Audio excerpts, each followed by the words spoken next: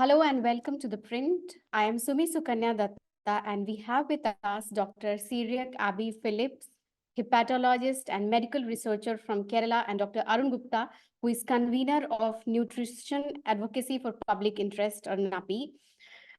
So today we are going to discuss the findings from a very important study that was conducted by Dr. Phillips and his associates to analyze the quality of protein supplements in India.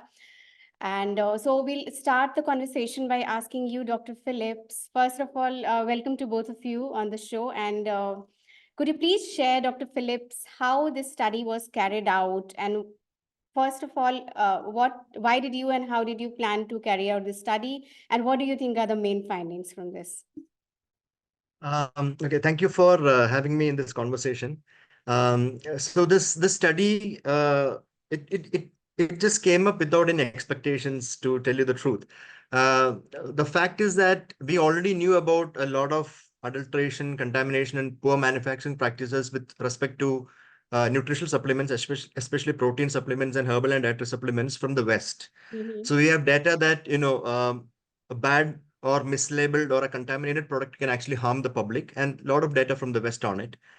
Even though we have some information regarding this from India, for example, last year the central ministry, the health ministry, has proclaimed that there have been multiple civil cases and criminal cases against various nutritional supplement companies, including protein supplement companies, with respect to their products. But then we did not have any transparency on what was happening. I mean, what were these companies? What were their products' faults? What happened to the consumer at the consumer level? We did not have any data on that. It was during this time that Paras Chopra, who's not with us now, but he is the funder of the study. On Twitter, he asked a question in general if somebody was able to help him technically regarding analysis of certain protein products that he thought were popular, and we need to get this out to the public as a transparent data.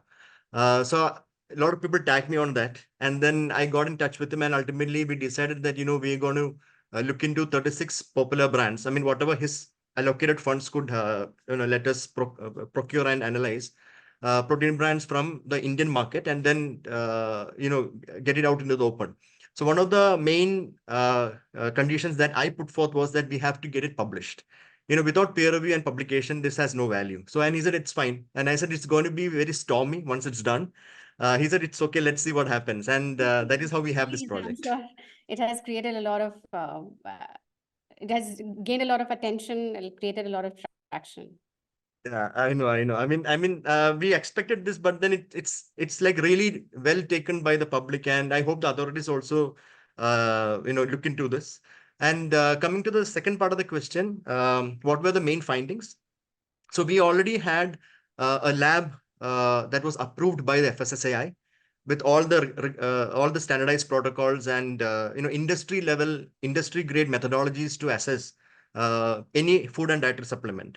So they were willing to help us out in this. And once they started working on the products, we blinded them. So the lab did not know what products they were analyzing. So we did a blinded study, which actually was, it's a credible study in that sense. And what we identified was that, as per the lab reports, number one, as we expected, a lot of mislabeling. So I think a consumer is driven by advertisements and labelings on the product. So the labeling is the first thing that the consumer sees. And if the labeling is not right or deceitful or mislabeled, that actually is consumer level deception, and it's a fraud on the public health.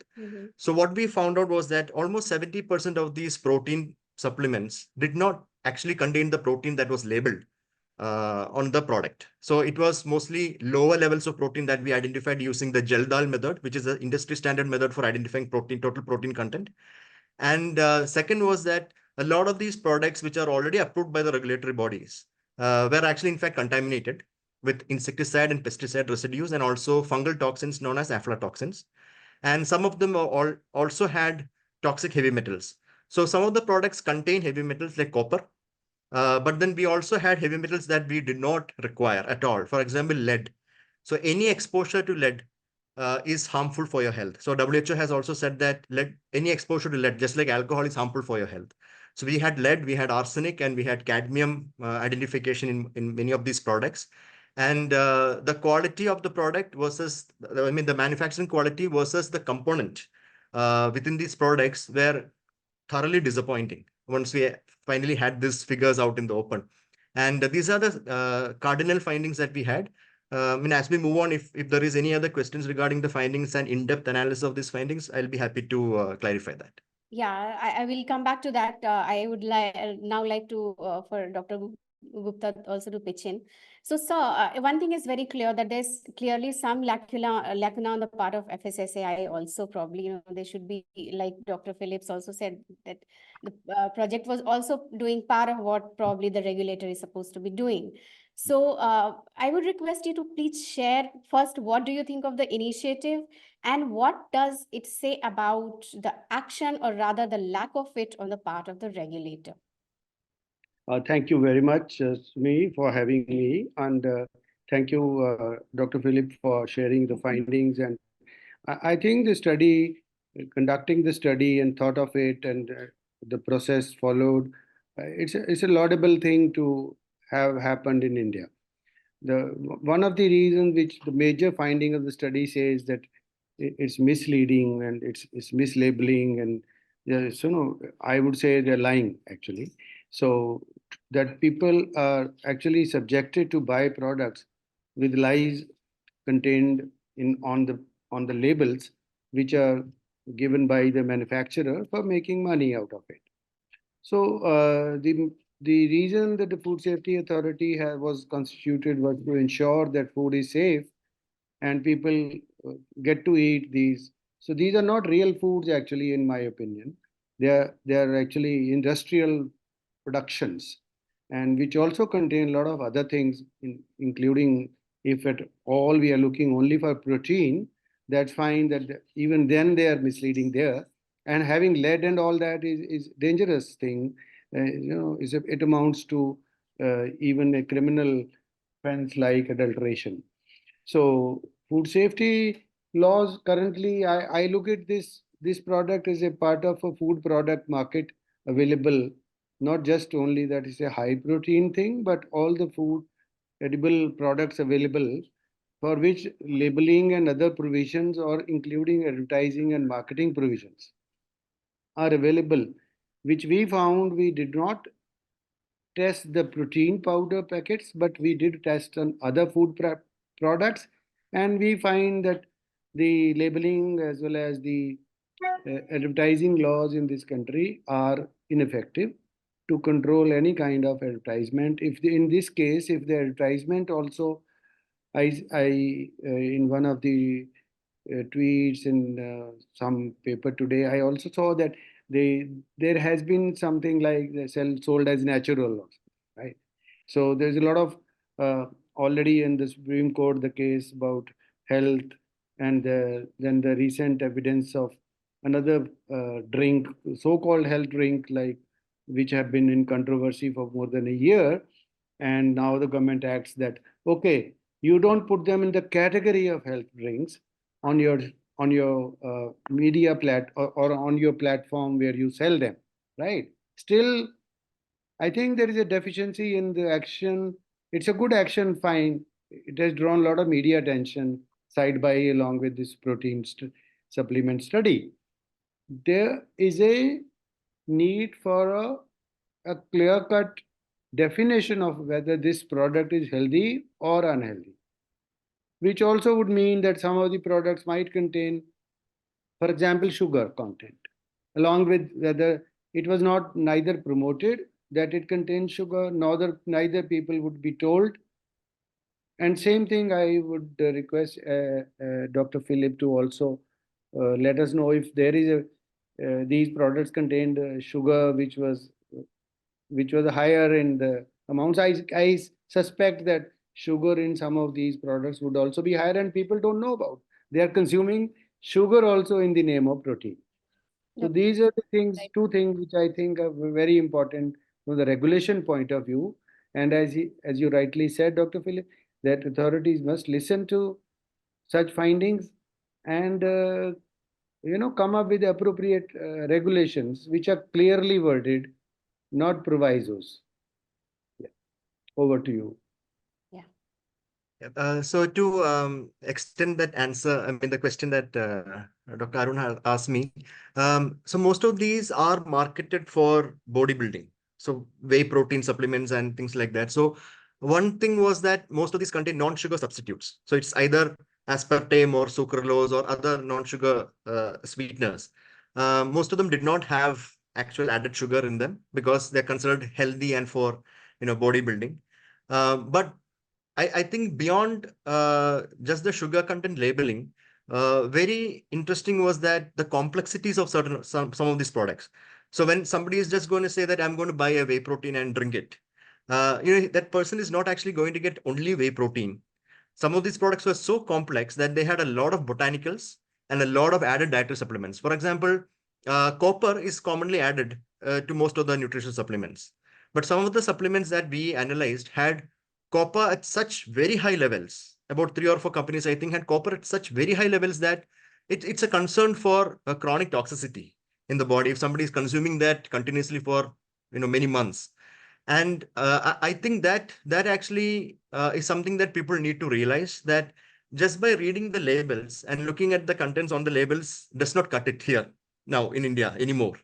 And you just can't believe what products are advertised and what you're actually getting in hand and what is actually going inside. So you're getting in hand, say about 60 grams of protein, but what is actually going inside is maybe 15 grams of protein. So we have had protein labeling as low as 10 to 11% in some of these companies. And some of the companies, I think additionally, we found out some of these companies had very high protein levels. So for example, they advertised 40 grams, but we found 80 grams. So people would think that, this is actually quite good. We are getting more than what we bargained for. But in fact, this is something known as protein spiking or amino acid doping, where they add very low quality amino acids or low quality proteins to, get through that analysis of high protein content.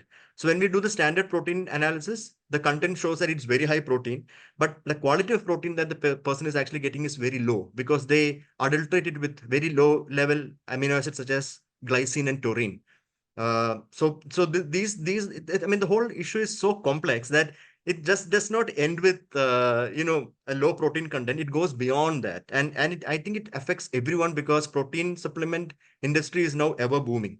So I hope there is some. I mean, somebody backtracks on this issue and take this in the right way forward. Yeah. And that's the reason that the demand for an accurate label, which is true to the content as well as it's simply understood to the people.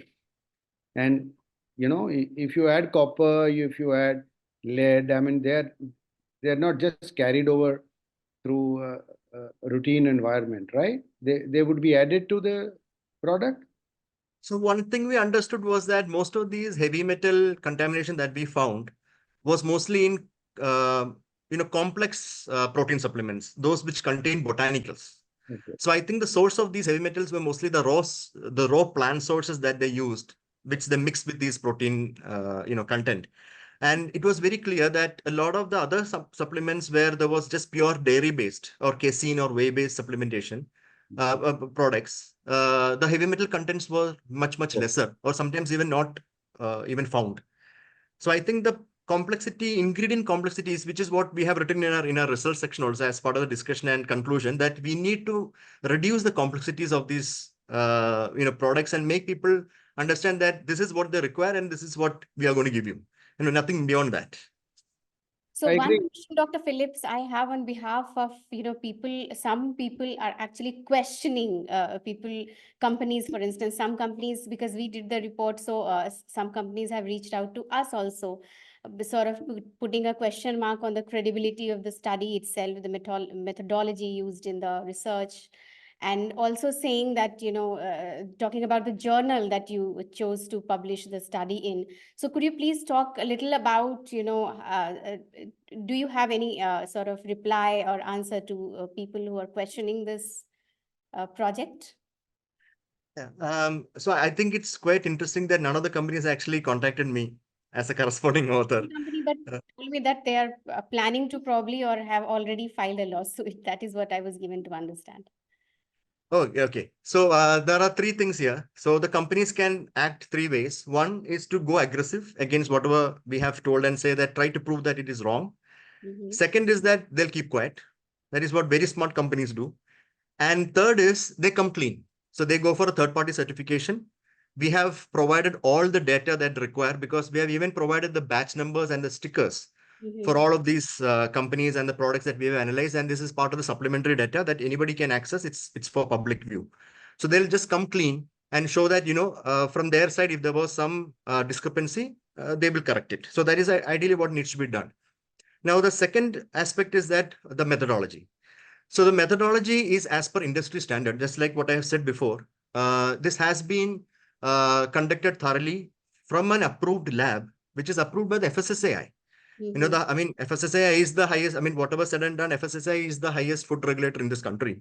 And they have approved this lab to test food and supplements. And this is the exact lab that we have utilized. And this is the standards and methods that FSSAI has also approved to test food and supplements. So there is no question there that this is a wrong methodology. It perfectly fits in with the industry standard. The third is the journal. So there is a very interesting story behind this. So once we started, prepared the whole peer review, the whole manuscript, we wanted this to be published in a sports journal or a nutritional journal. And we send it to multiple journals, about 3 or 4 journals, I think we have sent it for peer review and publication. And very interestingly, and I was expecting this also, a lot of these journals directly desk rejected our paper. They didn't even send it for peer review. And in some of the journals, I got a message directly from the editor-in-chief saying that, we can't accept this because this is so biased. And they find out very lame, uh, you know, reasons to actually reject it. So it was criticism to reject, not criticism to improve the paper. And I found out that I went back and checked that all these characters, these editor-in-chief, the editorial board members who actually send us these negative comments and reject our paper. And I found out that most of them were actually on the payroll of some nutritional supplement company. So they were acting as consultants or advisors or taking consultation fees from some supplement company. So for them, this is going to be a bias if they actually publish this in their journal. So we wanted a neutral ground. And medicine is it's a open access journal. By the way, we spent another $1,500 to get it published open access so that people can see this, so that nobody has to pay or subscribe to a journal to read this. So we even did that, considering that we wanted everybody to read this. So we have nothing to hide here. And this journal was actually open access, and it accepts every kind of, from every science domain, it accepts papers. And we also got really good peer review comments to improve our paper on this. And it took a long time for us to publish it. It was in peer review for probably, I think, 4 months and above. And I think we submitted in October and we got it published in March. So it went through a very thorough peer review process before this came out. So if there was something wrong with this paper, we would have definitely identified it, and the peer review would have identified it, and it would not have come out the way it has come out now. So I think this would definitely answer the consumer's question regarding the paper and the journal and the methodologies that we have used. And I don't see there are every method has its own pros and cons. There might be some sensitivity specificity issues here and there for tests, but that is beyond our control. What we did is what we could do best given the situation, and that is what we see now. Yeah. So, based on the analysis, you also put out a post on X wherein you ranked the brands that you tested, some of them, and you had your own, I'm sure you had your own criteria of ranking these brands. For instance, you called one brand the worst protein supplement or the worst whey-based protein supplement. The other brand was called the best. So some of these companies have also reached out to us saying that there's some bias in that. So could you please explain how exactly did you do the ranking and what do you have to say to such brands? This is just factual, subjective, opinion-based uh, post that I have put from my personal handle. This is my opinion on what I saw in the study. Somebody else who reads the study may have another opinion. For example, I put brand A as a good brand. And one of my criteria would be that even though the protein content is low, it should not have other toxic components. So I would rank it as a good brand. But imagine there is a brand where protein content is perfectly fine. They say it's 60 grams, you get 60 grams. but then it contains lead and Yeah. some other toxic herbals in it, I would not call it as a good protein brand. Mhm. Right. So my criteria differs from everybody else's criteria. So there is no strict criteria. It's arbitrary that I have put it up from my own personal account, and it's my opinion. So I don't think anybody should measure it in that way. But people who want to take it up further in the sense that they want to do their own critical way of thinking on that paper, they're free to do so. I mean, these are not strict rankings that we have done. It's just my opinion on it. Yeah. Dr. Gupta, you have been sort of, questioning the way food products are, packaged food products especially, are marketed and sold to consumers. But the nutraceutical, the nutrition supplement market in India is really booming, if we can say that. So, what message do you think you have for people who pick up any packaged product? Does this study have, do you think, has any sort of message for people before they pick up any product? I I think one of the things which I would like that not like actually to that the onus of everything lies on the consumer. If there was a truth available on the label, and the people would should read labels. So that would be my message, general message to people that read labels. Most of the pre-packaged products are industrially produced products, are ultra processed also. They contain so many ingredients which we have never heard of in terms of, I'm sure Dr. Philip can throw light on those contents if they are mentioned on the labels. But if you check the ingredient list, there will be several you can't even pronounce them. They're chemicals, they're stabilizers, they're emulsifiers, they're flavors, they're colors, they're all have been found to be associated with risk of non-communicable diseases.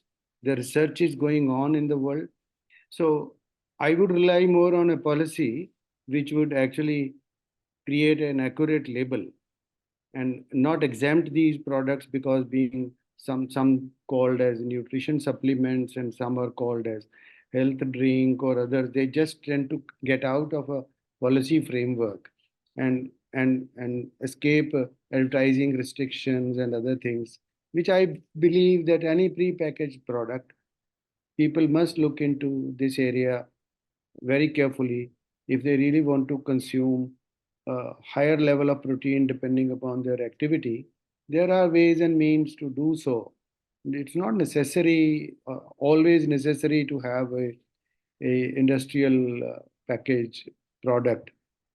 I don't know. This is again my opinion on that because I'm not involved in the bodybuilding part of it and other stuff which I only know that protein is a essential element that we should eat, and it's important that everybody eats good amount of protein.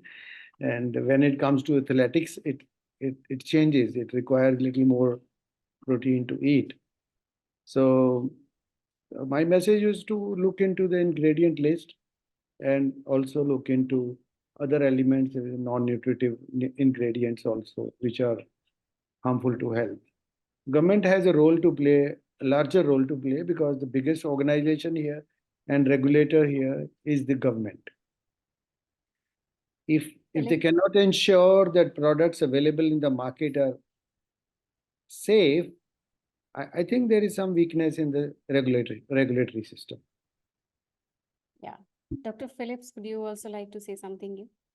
So the question that regarding the ingredients on the label and what we actually get, I mean, I think it's pretty much clear from the study that there are so many stuff that remains unlabeled. So there are a lot of things that are not disclosed, and we have also shown in one of the supplementary documents actually as to what they have actually disclosed and what we have actually identified. So a lot of the industrial grade chemicals and other products of components of industry production, we have identified them, and we have used the gas chromatography mass spectroscopy method to identify all the organic and inorganic components, and we have actually divided them into generally considered safe and considered potentially harmful also. So in that abstract format, we have actually shown in the picture the towards the bottom, the ones that are deemed safe and ones that are considered potentially toxic to human health. We have even shown that. Now, we have not quantified these components. That requires a lot more funding and lot more in-depth analysis. That is one of the weaknesses that we have mentioned. So everybody who has a problem with the study or feels insecure with the study, I would really advise them to actually read the study and read the last part of the study where we have shown the weaknesses of the study. So a proper research study will actually show strengths and weaknesses, and we have done that. And the weaknesses is that even though we identified some of these companies having larger amounts of protein, we did not actually check for amino acid doping or protein spiking in them. And we have just potentially mentioned that as a possibility. So we have not actually said that, yes, this company is doing this wrong. No, we have not mentioned like that. Including the toxicities and the quality, there are certain areas where we have not quantified certain components and we have shown it as a weakness. But it's important to understand that we are finding out stuff that in something that we are not supposed to find. These are food products. People are eating this, consuming this. These are not applied externally. And it's important for people to realize that, it's not as simple as, bringing out the truth into the open, but it's going to be much more worse than that because the truth is out in the open. Just like what you said, the companies are planning a lot of things. And I mean, it's not the first time that I'm facing it. So, I mean, I will have to face it. We'll have to face it together. But ultimately, there is a price for telling the truth. And I hope because we all realize that this truth is valuable, we can defend it. Yeah. So one a common argument that many companies have whenever you try to counter them on these findings.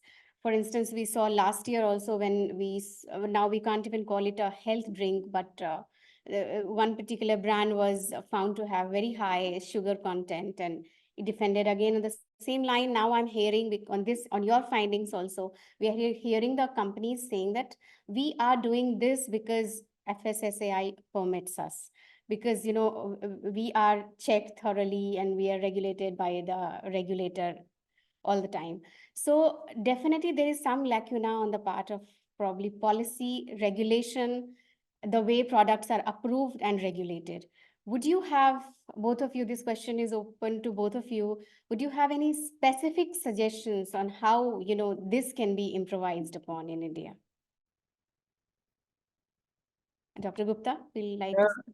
I think one of this is known fact that globally that whenever some revolutions are made, so you attack the messenger, right? So it doesn't help actually if the truth comes out.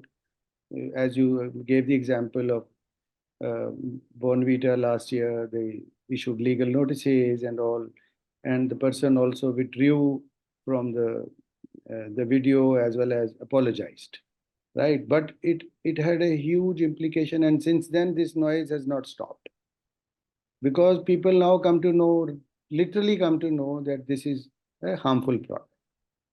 So it might take time, but the truth has to come out. Of course, the companies are pally with making laws in this country, not in this country, but globally. I have seen that the partners to making a law. So they do interfere, like we have been seeing in the last five years about how food safety law on front of the pack labeling has been dominated by the food industry. So when the person whom you are regulating, not the person, I mean the product or the company whom you are regulating, if they make the law, you can't have a perfect law, number one. Secondly, I'm assuming that let's forget the law currently, but who tells you to tell lies? The law doesn't tell you you tell a lie, right? If you have 10 grams of protein, you should tell that it's 10 grams, right? Maybe another study will prove that these. I'm sure there will product must be available in the market as well as with the researchers. I mean, if somebody else wanted to test, let FSSAI and the government test them and reveal what they say. Because the first finding of this, as Dr. Philip was telling, is that they found the protein content which was stated on the label was wrong. Which law tells you to do that? If I'm a manufacturer, it means I'm doing it for my profits, something which I want to mislead people about. So ultimately, the stated objective of any manufacturer or a company, a food product company, or a corporate company of this nature is to make profits for their shareholders. It is not their stated objective to take care of your health. Right. They Right. go by the stated objective of the company, not by your health. That is not their objective, and they are not accountable for that. From that angle, in terms of production, right? If the production quality, so it's the regulator's role then to hold them accountable if they are misleading, if they are lying, or if the product is truly unsafe, containing lead or all. That responsibility also lies with the manufacturer to eliminate if it comes from the products which they use to manufacture that product. So this issue was raised during something led in other eatable products, and somewhere in the US, I think about not in US but in some other countries about beverages, because the soil water contained from which the water was used, so it contained lead or something. So the duty of the manufacturer is to create safe food if it is promoted for eating or drinking by human bodies. Whatever is the contamination, it has to be removed by the manufacturer. You can't tell that it is there in my water, that's why it comes to the packet. So that's my general comment, and I'm sure this, if the companies wanted to go legally, they will probably face it also. Yeah, the action has to come up. Want to share your perspective on this? Um, I think there are two things that are important here. One is that, I mean, if we look at the study findings in our paper and look at certain companies and how poorly their products actually fared in the study, you will see that the same companies have featured in multiple independent analysis by other nutritionists and dietitians on their independent YouTube channels and videos. So they have not basically peer reviewed and published all those. They have just basically spoken about it on their channels, but it actually fits well with what they have been saying. And this is very clear across the board. I'm not naming those companies because anyway, I'm going to get a lawsuit, so I'll deal with them then. And everybody will know about that. So, but it's very clear. So our data is not something very new and novel. It's been there since long, but it's now coming into the open with further more or stronger evidence to back it up. As And the published. second And as published. And the second part of the question is that how can we get around this? I mean, companies are doing this for a profit. There's no doubt about it. But as consumers, what can we do? Or as realistic and truthful companies, what can they do? The industry. So I would always say that now these companies are saying that this is FSSAI approved. So we have done it as per FSSAI standard. Now we know that doesn't cut it. That's not a standard anymore. We can always better the standards, and I think the governmental regulatory agencies also must aim at doing better than what they're doing now. So that is what they can do.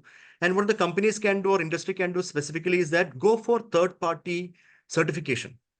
So that's what a lot of major good companies do. They do third party certification and they publish those results transparent on their product website. So there is this project known as a Clean Label project that is in the US, where they have analyzed a lot of company products and they have actually transparently shown all of their data from US government labs. And the companies actually endorse that. And so that makes it more trustworthy. So you have whatever the regulatory body is saying, but then you have this independent third-party certification also, which is independent of other. This particular company is not getting funds from any of these manufacturers and all that. It's mostly to do with governmental labs and all that, and it's clean data that people can look at and then go for what is safe and what is not. So in that particular project, they have actually said what is worst, like exactly what I mentioned, what is the worst protein and what is the best protein. They have actually categorized it. They categorize it because they are confident that this is the real category for them, right? So that is what we are also saying. So either come clean or go for third-party certification, or let the regulatory body, hike up their standards, which is not at par. I mean, which is currently below par at the moment. Yeah. With that, we come to the end of the conversation. Thank you so much, Dr. Phillips and Dr. Gupta, for joining us. today. Thank you so much. Thank you for having us. Thanks a lot. Thank you for having us. Thank you.